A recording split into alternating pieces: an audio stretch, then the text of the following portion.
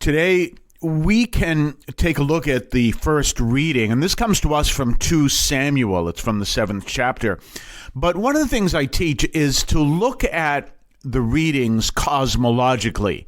And when you look at them cosmologically, we can understand. We can look at them, and as we see them cosmologically, we can see a deeper picture than just what is seen by reading the reading. So today we have this really interesting question that is David basically asking the question, who am I that all this is happening?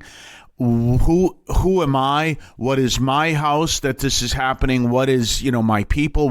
What's going on here? But in a positive way. And he reflects upon all that the Lord has done for him. Remember, David has a very deep relationship with the Lord. So what's happening is he's asking this question. And so in light of that, we see what David is recognizing. And we can look at some of the words he says here. This is from the Dewey Rams, because of copyright issues. And David went in and sat before the Lord. So what's that mean? David was praying. That is so important. I explain that to all of my listeners. That's the most, and my readers and those who I interact with, that's the most important thing you can do. And if I happen to go on a day that things happen that I can't pray, I realize that's a warning sign. There's an old saying that a day without prayer makes 1 week. That's right. Or a week, 7 days without prayer. Sorry, I can't do math. 7 days without prayer makes 1 week. That's true. That's absolutely true. And if I go a day without prayer, that's a warning sign. Something went wrong. Maybe during my prayer time, something happened and I didn't get to pray. Obviously, I pray a lot during the day, but I'm talking specific prayer time. If it happens 2 days in a row, that's whoa, no, can't happen again.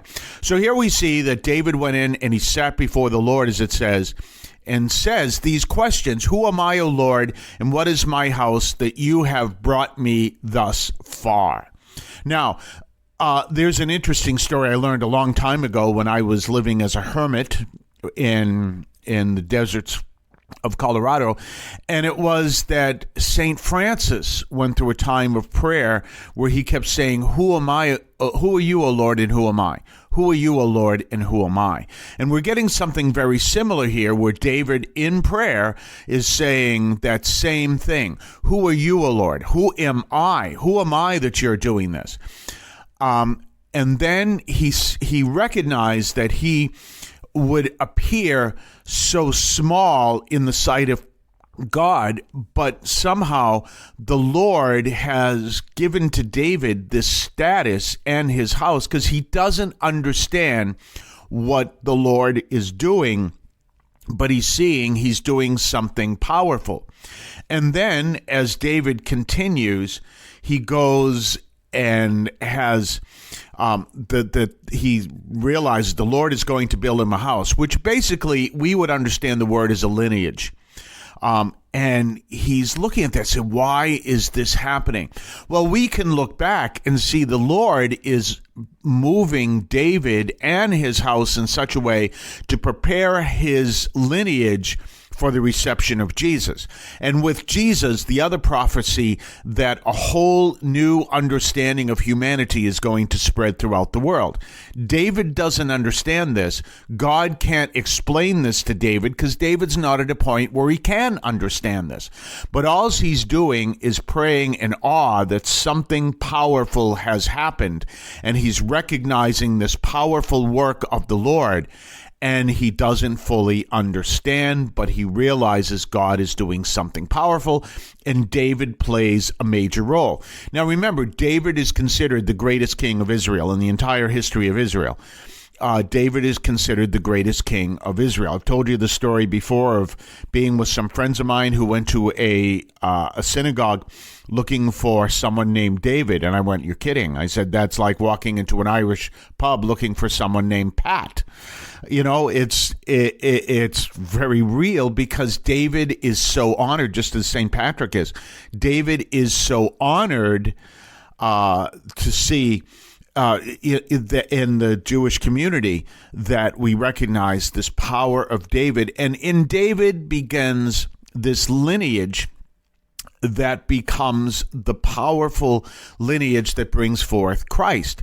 And this becomes this powerful reality that he's coming to understand. What is going on here? Well, we can start asking the same questions.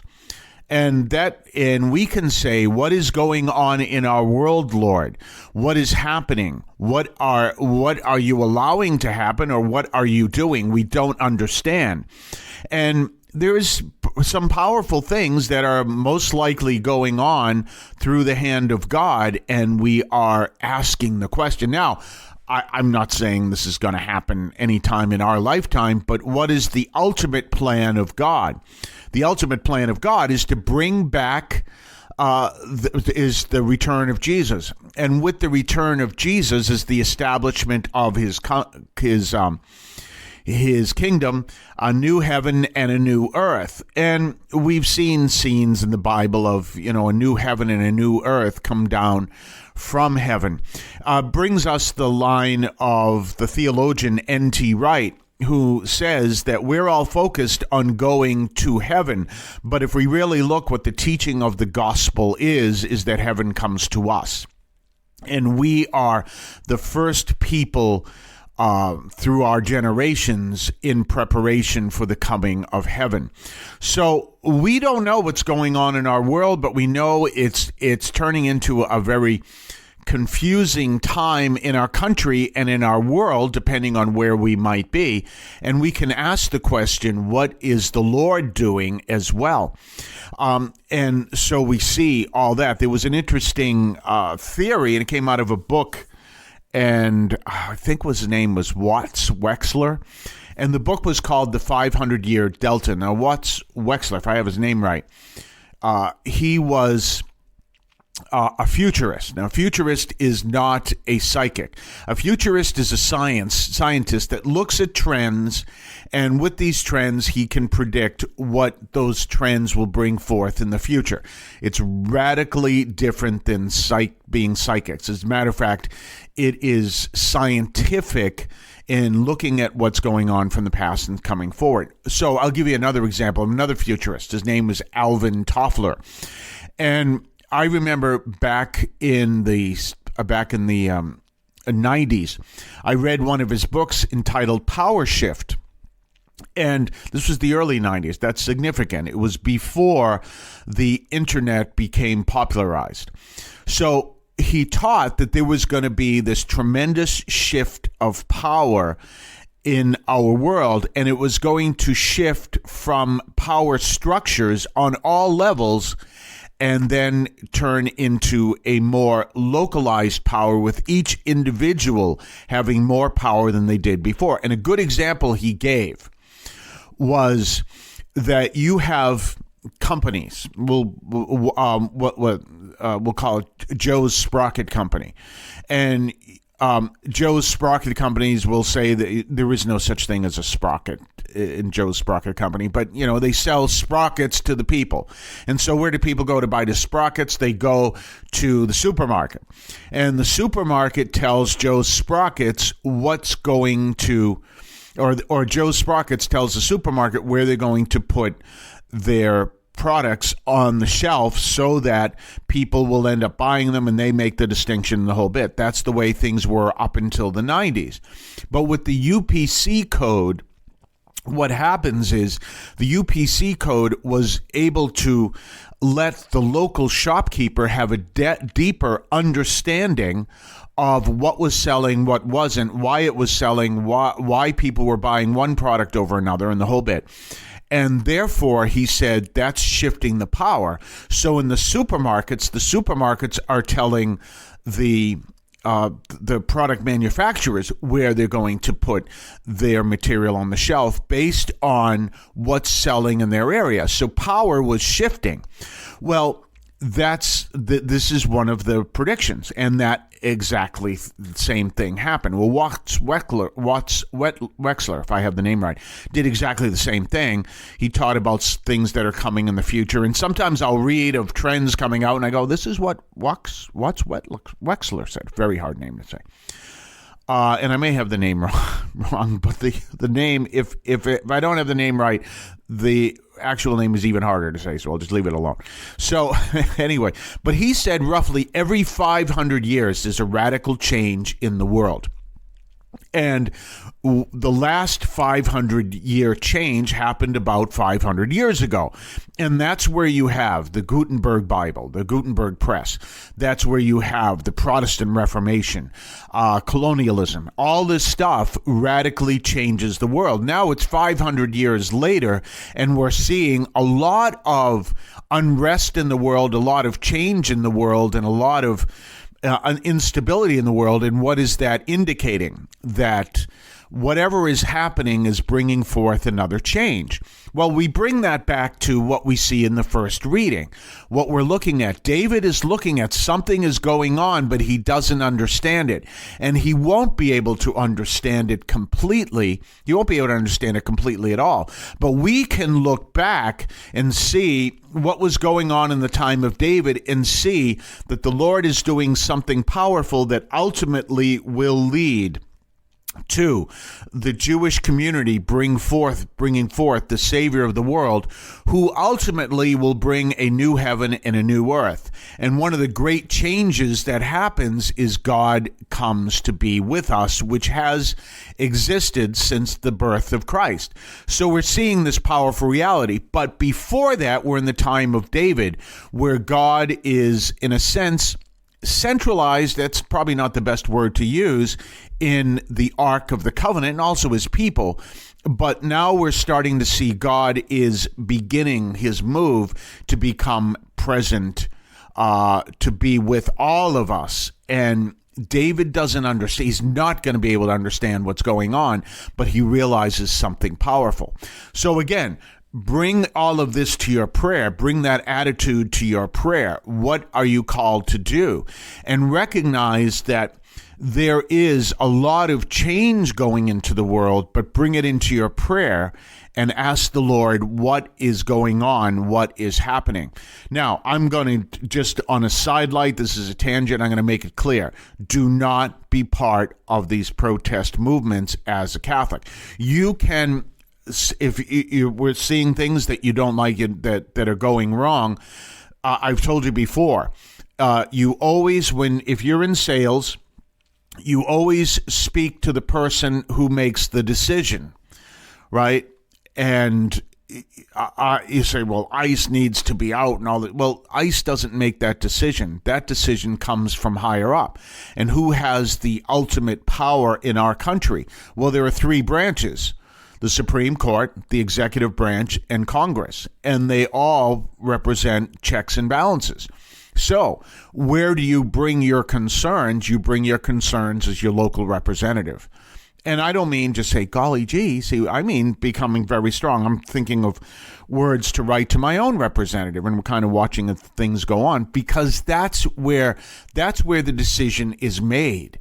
That's where the ideas are made, and that's where it's done. So if you get pulled into some of these movements that have, such as what we're seeing in Minnesota, where people are on the front lines against ICE, it's not where to be. I can tell you that right now, because that ICE officer that you're standing in the way of he doesn't make the decisions.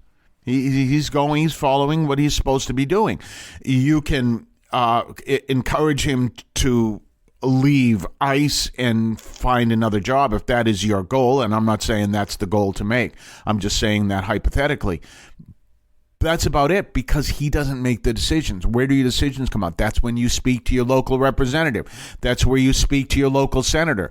That's where they are called to be involved. And if they are not involved, you find yourself a new representative and a new senator.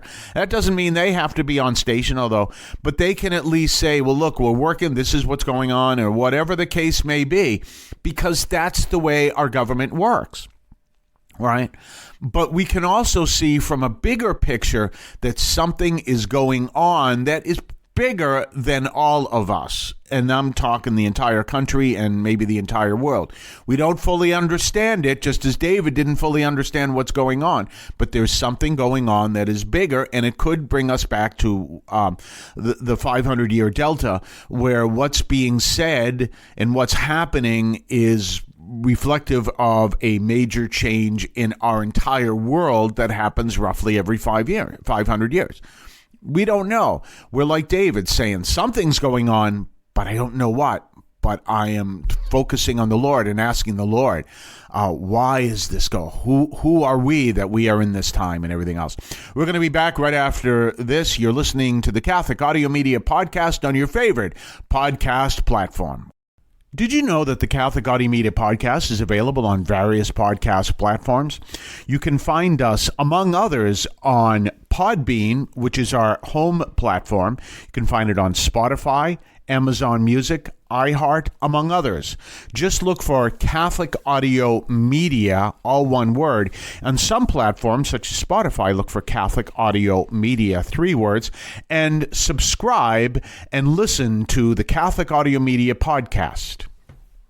Don't forget to subscribe to us on Patreon, patreon.com/Catholic Audio Media, patreon.com/Catholic Audio Media. Check us out. Check what we have to offer, previews of upcoming podcasts, previews of upcoming columns over at catholicaudiomedia.substack.com, your ability to comment, make suggestions, even make suggestions in upcoming programs. Check us out, patreon.com, Catholic Audio Media. We're back. I wanted to make a few corrections just so that, you know, I talk about things, and sometimes when I'm going to speak about it, I should check a few things first. Okay, so one of the things is the Puebla Conference was in Mexico, 1979. I talked about that yesterday, and I mentioned it was in Mexico. I had originally said Colombia, but the Medellin conference was in Colombia, obviously. An interesting thing as far as documents that you'll find on the Dicastery for the Doctrine of the Faith, there isn't one specifically focusing on Gustavo Gutierrez. There are on some of the other liberation theologians, John Sobrino, Leonardo Boff, among others. But you do see the documents which I talked about. There were 2 of them on liberation theology and some of the issues that they were talking about. And this is all, the jump-off point from this was Peter Schweitzer's latest book on immigration. It's called The Unseen Coup, I think was the name of it. I'll have to look that up before the show is over. So and there you are seeing this reality of the theology of liberation, and you can find a document regarding it, instruction on certain aspects of the theology of liberation, over on the Vatican website in the Dicastery of the Doctrine of the Faith. How do you find it? Really simple. You obviously go to the English part of the Vatican. Vatican is www.vatican.va.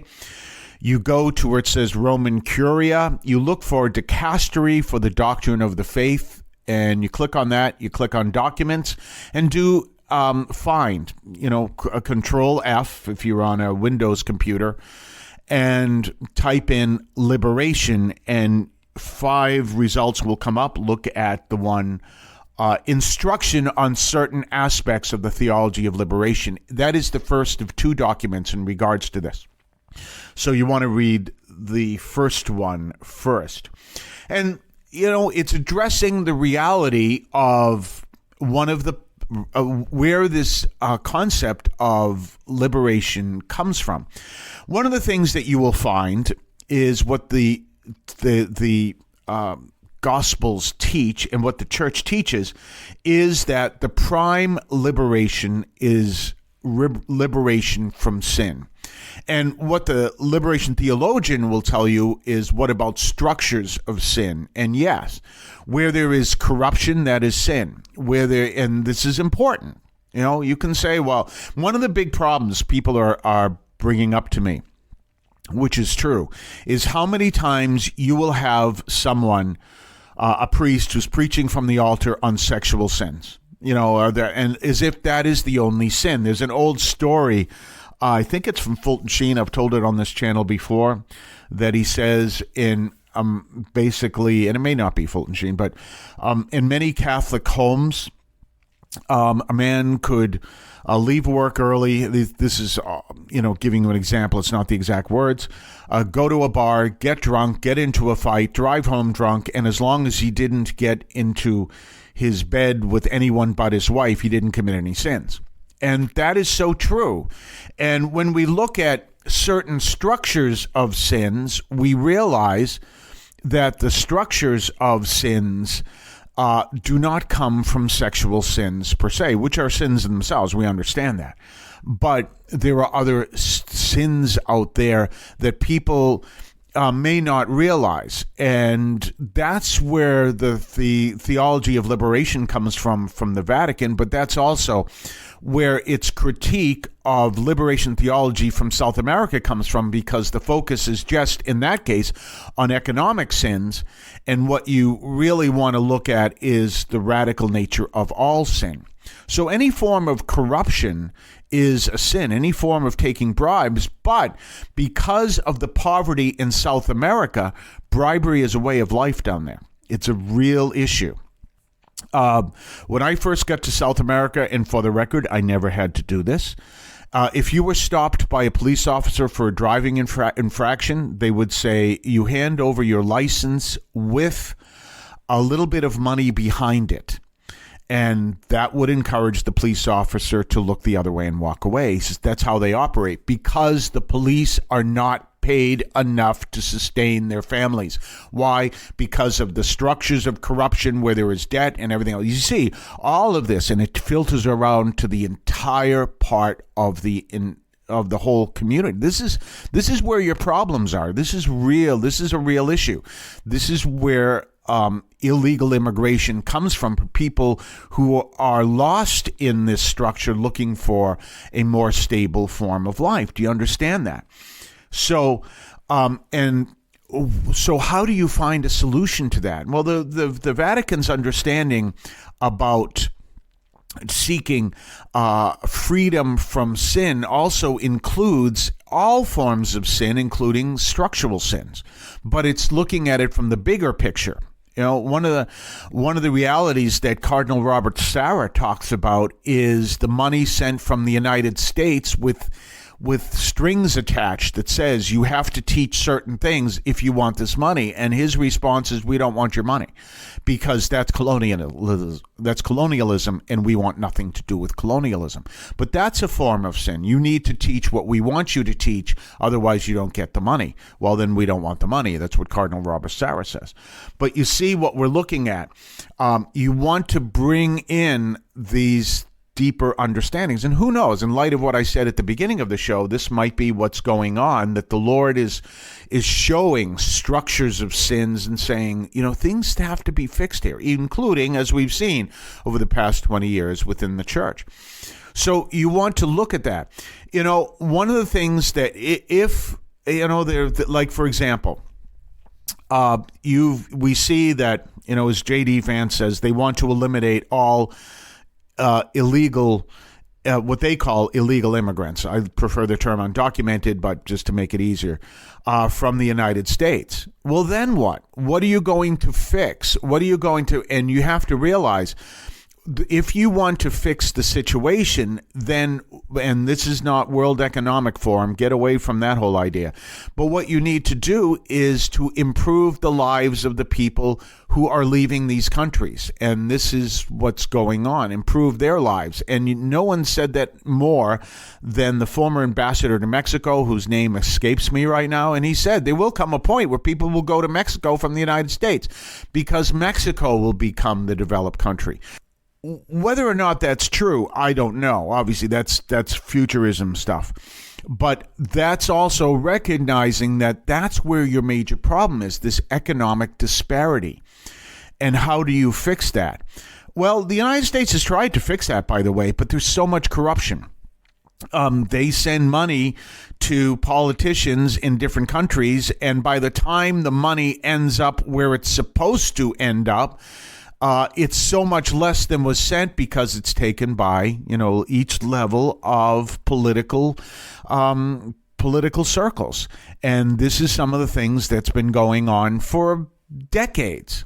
And this is a problem. This is a real problem. And this is part of what from the Vatican's website, the Theology of Liberation. Let me just again bring up the title. Instruction on certain aspects of theology of liberation. By the way, one of the things, and we can talk about that later, one of the things that it addresses is the Marxist analysis. And obviously, the Vatican rejects the Marxist analysis. So he said, yes, there is a scientific understanding rooted in Marxism, but Marxism is also an ideology. And when you connect it to when you connect this Marxist ideology to a scientific analysis, you're going to get the whole thing that goes with Marxism, which is atheism and class struggle and all the other stuff. And that's part of what we're seeing in this country. We're seeing a lot of the class struggle and then, let's fight and everything else. Whereas, and this is where I had my argument with the teacher, the professor, when I was studying liberation theology. Whereas if you're looking for true justice and liberation, you need to change people's hearts. And that's something Gandhi would have taught the same thing. Gandhi would have taught the same thing. You need to change people's hearts. You need to open people up to the reality of poverty. And that's what needs to change. And you're not going to see that if you're focusing on Marxist analysis, because it's based on fighting the rich to get them to feed the poor. But what the church says is you have to understand, if there are poor, and this is in the Old Testament all over it, if there are poor people among you and you're doing nothing for them, then that is grave sin. That's an abomination according to the Old Testament.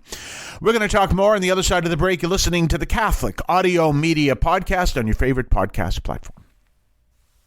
You can now leave a message for us, which we can air and discuss on this program. Just call 617-297-7452. That's 617-297-7452. 617-297-7452. Feel free to call, leave a comment, a question, or even feedback, and we may play it on the air. I can discuss your comment or question as well, so give that a try. 617-297-7452, 617-297-7452. Don't forget to subscribe to us on Patreon, patreon.com/Catholic Audio Media, patreon.com/Catholic Audio Media. Check us out. Check what we have to offer, previews of upcoming podcasts, previews of upcoming columns over at catholicaudiomedia.substack.com, your ability to comment, make suggestions, even make suggestions in upcoming programs. Check us out, patreon.com, Catholic Audio Media. We're back, and so we've been talking about, we're going to continue this theme, but we've been talking about the whole instruction on certain aspects of theology of liberation. That's a huge topic, but at least you can understand some of the basics. And these are the things to look at. What does the church say about all this? And we need to understand that within context, especially in today's world. If you have someone who's starting to teach you about Marxist analysis and saying we have to fight the rich, you can go, wait a minute. That's not where we need to be. We need to change the hearts of those who are living in extreme luxury while their next door neighbor is extreme poverty. That brings you back to the whole story of Lazarus and of the rich man and Lazarus. Don't live like that. We need to see, the church has what I call voluntary socialism. And some guy got all upset when I said that. No such thing as voluntary socialism. Well, you're right, but it does. It's if you have lots of something, then you need to share it with those who have none of something. That's church teaching. So in any case, that's why I never want to be one of these multi-billionaires, because you're responsible for every dollar you have. That's an important consideration. In any case, we're going to be back tomorrow talking more about David and Samuel and everything else, and also some other themes. We'll be back then. Have a blessed day.